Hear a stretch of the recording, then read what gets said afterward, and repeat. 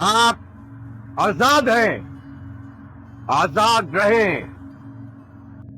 ہر ملک کی تاریخ میں اہم موڑ آتے ہیں، لیکن ایک قوم کی اصل پہچان ان موڑ پر لیے گئے فیصلوں سے ہوتی ہے۔ یہ کہانی ہے پاکستان کی ان اچیومنٹس کی جنہوں نے نہ صرف چیلنجز کو پار کیا بلکہ ملک کے مستقبل کی بنیادیں رکھی۔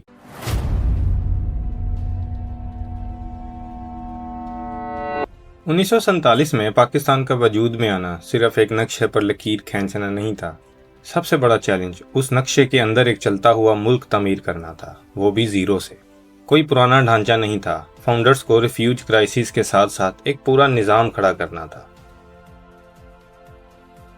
ایک ملک اپنی کرنسی اور سینٹرل بینک کے بغیر نہیں چل سکتا۔ صرف 10 مہینوں کی ریکارڈ مدت میں اسٹیٹ بینک آف پاکستان قائم کیا گیا۔ 1 جولائی 1948 کو قائد اعظم نے اس کا افتتاح کیا اور اپنی تقریر میں ایک ایسے معاشی نظام کا ذکر کیا جو مغربی استحصال سے پاک ہو۔ یہ پاکستان کی معاشی آزادی کا اعلان تھا۔ حکومت چلانے کے لیے افسران اور ایک زبردست سول سروس کی ضرورت تھی۔ سول سروس آف پاکستان کا قیام عمل میں لایا گیا۔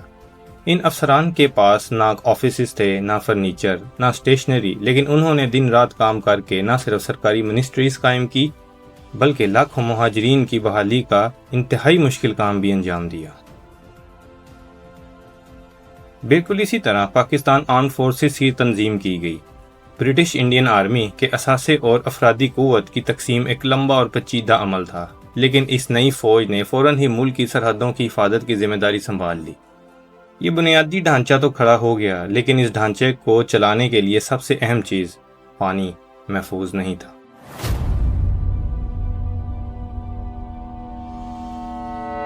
پاکستان ایک زرعی ملک ہے، لیکن ہماری 80% زراعت کا انحصار ان دریاؤں پر تھا جن کا کنٹرول پوائنٹ انڈیا کے پاس تھا۔ اگر یہ پانی روک لیا جاتا تو پاکستان کی زمینیں بنجر ہو سکتی تھی۔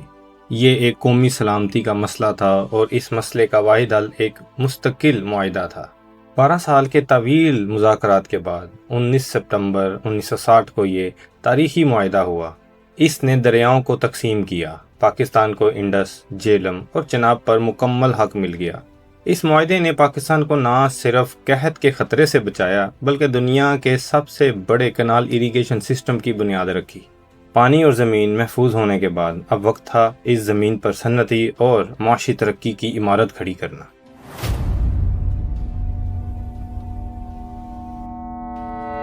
انیس سو 60 کی دہائی کو ترقی کی عظیم دہائی اس لیے کہا جاتا ہے کیونکہ اس دور میں پاکستان نے حقیقی معنوں میں ترقی کی۔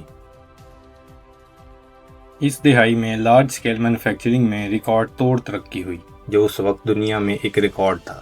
کراچی، لاہور اور فیصل آباد میں سٹیل، ٹیکسٹائل، سیمنٹ اور کیمیکل کی صنعتیں قائم ہوئی، جن سے ہزاروں جابز پیدا ہوئی اور ایکسپورٹس میں اضافہ ہوا۔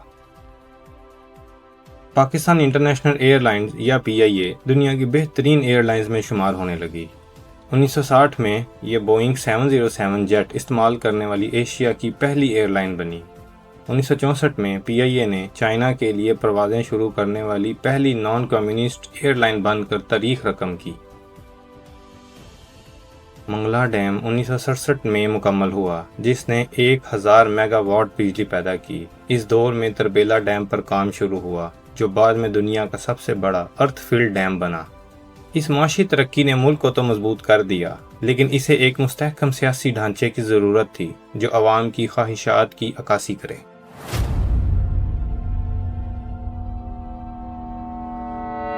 پاکستان کے پہلے 2 آئین، 1956 کا پارلیمنٹری اور 1962 کا پریزیڈنشل، سیاسی عدم استحکام اور اختیارات کے مرکزی ہونے کی وجہ سے ناکام ہو گئے تھے۔ 1973 کے آئین کی سب سے بڑی کامیابی اس کا اتفاق رائے یعنی یونینیمس اپروول تھا۔ یہ پاکستان کی تاریخ کا واحد آئین ہے جسے قومی اسمبلی میں گورنمنٹ اور اپوزیشن سب نے مل کر 100% سپورٹ سے پاس کیا۔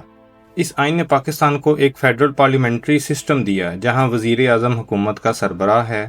اس نے سینٹ قائم کی جہاں ہر صوبے کو برابر سیٹس دی تاکہ چھوٹے صوبوں کو تحفظ کا احساس ہو۔ اس نے شہریوں کے بنیادی حقوق کی ضمانت دی۔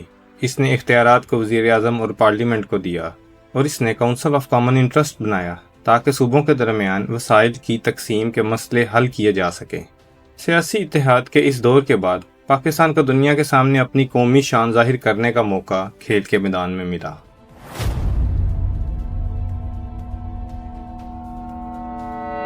1992 کا ورلڈ کپ آسٹریلیا اور نیوزی لینڈ میں کھیلا گیا۔ پاکستان نے ٹورنامنٹ کا آغاز انتہائی مایوس کن طریقے سے کیا اور پہلے 5 میچوں میں سے صرف 1 جیتا۔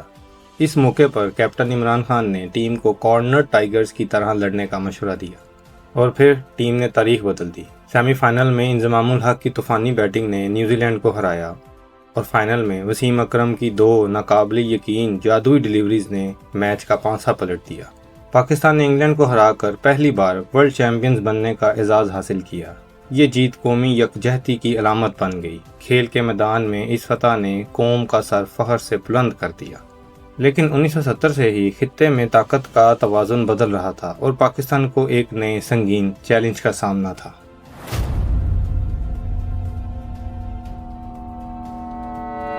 نیوکلیئر پروگرام کی بنیاد 1971 کی جنگ کے بعد رکھی گئی۔ جنوری 1972 میں وزیر اعظم ذوالفقار علی بھٹو نے ملتان میں ٹاپ سائنٹسٹ کی میٹنگ بلائی اور پاکستان کے نیوکلیئر پروگرام کا آغاز کیا۔ ان کا مشہور قول تھا، ہم گھاس کھا لیں گے لیکن ہم اپنا ایٹم بم ضرور بنائیں گے۔ جب انڈیا نے 1974 میں اپنا پہلا جوہری تجربہ کیا تو پاکستان کے لیے یہ پروگرام قومی سلامتی کے لیے اور بھی ضروری ہو گیا۔ بھٹو کے بعد آنے والی ہر حکومت نے اس پروگرام کو قومی مفاد میں جاری رکھا۔ مئی 1998 میں جب انڈیا نے دوبارہ جوہری تجربات کیے تو پاکستان کے پاس جواب دینے کے سوا کوئی چارہ نہیں تھا۔ 28 مئی 1998 کو پاکستان نے 5 کامیاب تجربات کیے اور دنیا کو اپنی دفاعی صلاحیت کا یقین دلایا۔ اس قدم نے جنوبی ایشیا میں اسٹریٹجک پیریٹی یا طاقت کا توازن قائم کیا، جس سے بڑی جنگ کا خطرہ کم ہو گیا۔ دفاع کو ناقابل تشخیر بنانے کے بعد اب فوکس ملک کے اندر ترقی اور رابطے پر شفٹ ہوا۔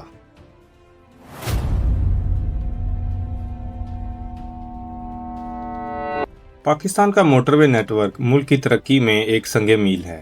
اس نیٹ ورک کی کل لمبائی اب 2600 کلومیٹر سے زیادہ ہے۔ یہ سڑکیں پاکستان کی معیشت کی آرٹریز ہیں۔ M2 لاہور اسلام آباد سے شروع ہو کر یہ نیٹ ورک اب M1 سے پشاور کو، M5 سے ملتان سکھر کو اور M9 کے ذریعے کراچی کی بندرگاہ تک جاتا ہے۔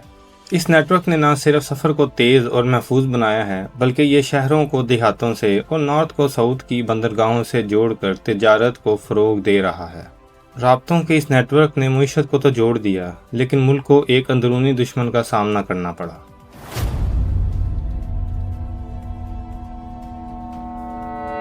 2010 کی دہائی کے شروع میں پاکستان دہشت گردی سے شدید متاثر تھا، لیکن پھر ایک مستحکم رد عمل شروع ہوا۔ اہم عسکری کارروائیاں جیسے ضرب عضب اور رد الفساد نے دہشت گردوں کے نیٹ ورکس کو توڑ دیا۔ نتیجے میں ملک بھر میں امن و امان بہتر ہوا اور دہشت گردی کے واقعات میں 80% سے زیادہ کی کمی آئی۔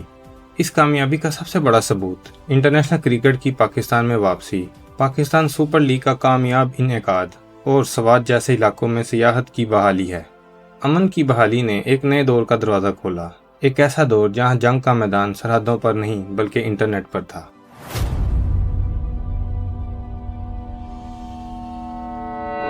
آج پاکستان دنیا کی چوتھی سب سے بڑی فری لینس مارکیٹ ہے۔ ہماری انفارمیشن ٹیکنالوجی کی ایکسپورٹس $2.5 بلین سے تجاوز کر چکی ہیں۔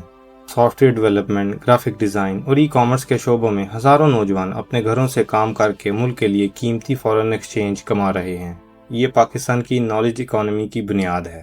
اسٹیٹ بلڈنگ سے لے کر فوڈ سیکیورٹی تک، صنعتی ترقی سے لے کر دفاعی صلاحیت تک اور امن کی بحالی سے لے کر ڈیجیٹل انقلاب تک، یہ چند کامیابیاں اس سفر کی نشاندہی کرتی ہیں جو پاکستان نے طے کیا ہے۔ ہر مشکل کے باوجود اس ملک نے ترقی کی ہے اور یہی ترقی آنے والے کل کے لیے امید کی بنیاد ہے۔ پاکستان پائندہ باد۔